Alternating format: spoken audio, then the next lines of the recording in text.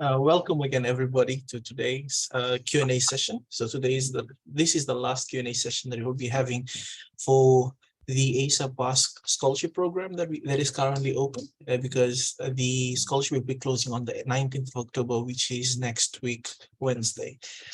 We have prepared a small presentation slide, more like a guide on how you can submit your applications when you're submitting it to universities, that is for USP as well as for FNU.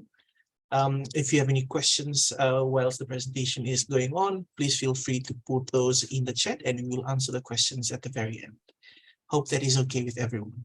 That's great, Joe. Right.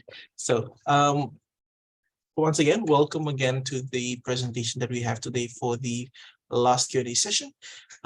So by now you should be at least at the very last stage of the step-by-step guide that we've prepared for you. The same guide, although it is not very legible to be read right now from your screen if you're using your phones, please bear in mind that this is also present on the websites for both the universities. You can also see the same flowchart on the two websites. So by now, since we are closing to moving towards the end and the closing of the scholarship, you should be able to reach the end, which is the application form, whereby you need to complete your application form for the submission of the scholarship. So what you should have right now, so you should have the following documents. So this is a small checklist that we've prepared for everyone. So you should have a completed application form. You should also have your academic transcripts. And by now you should also have had confirmation of whether you're eligible to apply for the scholarship or not from the two graduate officers that are present in the two universities. You should also have your academic certificates, two referees to support your application, as well as your resume, your curriculum vitae, together with your birth certificates. And the other thing is to have your signed or endorsed research intent with you. So that is the checklist.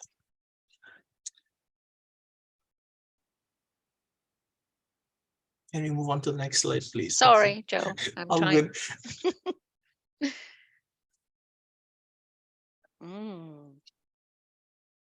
Right, thank you.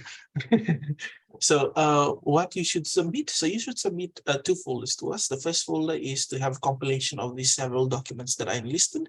So in this first folder, you should have the completed application form, followed by your academic transcripts, then your certificates, and the letters of support from your two referees, before you have your CV and birth certificate at the very end.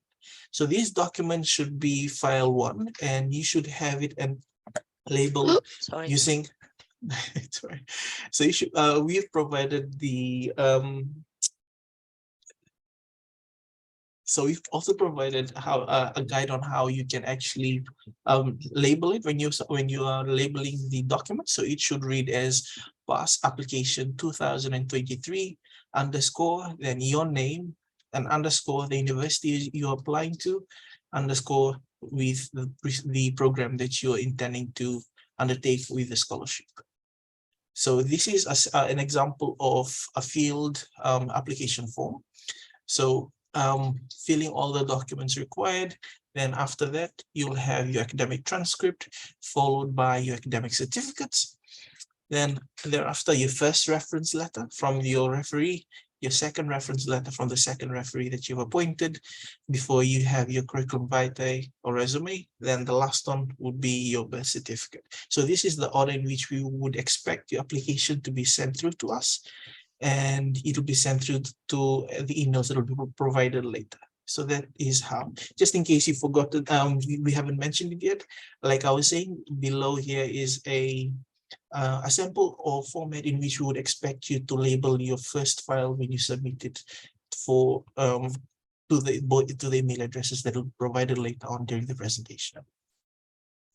So the second file is the research intent, and you would expect that you would have followed the same format that we have here. So the PASS program, so PASS 2023, the year you're applying for, research intent, underscore your name, underscore the university you're applying for, underscore the program, whether you're applying for master's or PhD.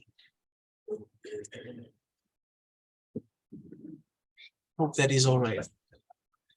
Sorry, if I could just add that the research intent has to be signed Oh yeah, so by your USP or FNU supervisor and your ACR co-supervisor to say that they are supporting you to apply for the scholarship aligned with their ACR project. thank you, Dr. Linda. That's I'm really okay, sorry. Joe. No, that's okay.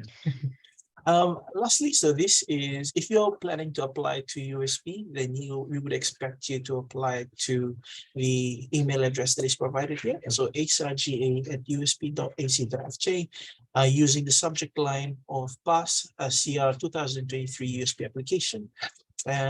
Yeah, and if you're applying to FNU, you would expect that you apply directly to Dr. Archibald Bakare using his email address that is shown on the screen, and the subject line similar to the one for USP, PAS CR 2023 FNU application.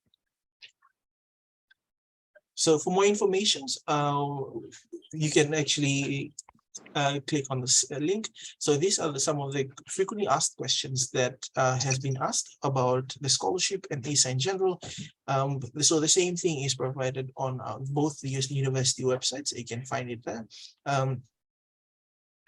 for the frequently asked questions. So therein ends our presentation today. I hope you guys enjoyed it. If you guys have any questions with regards to applying, please feel free to ask now. The platform is open.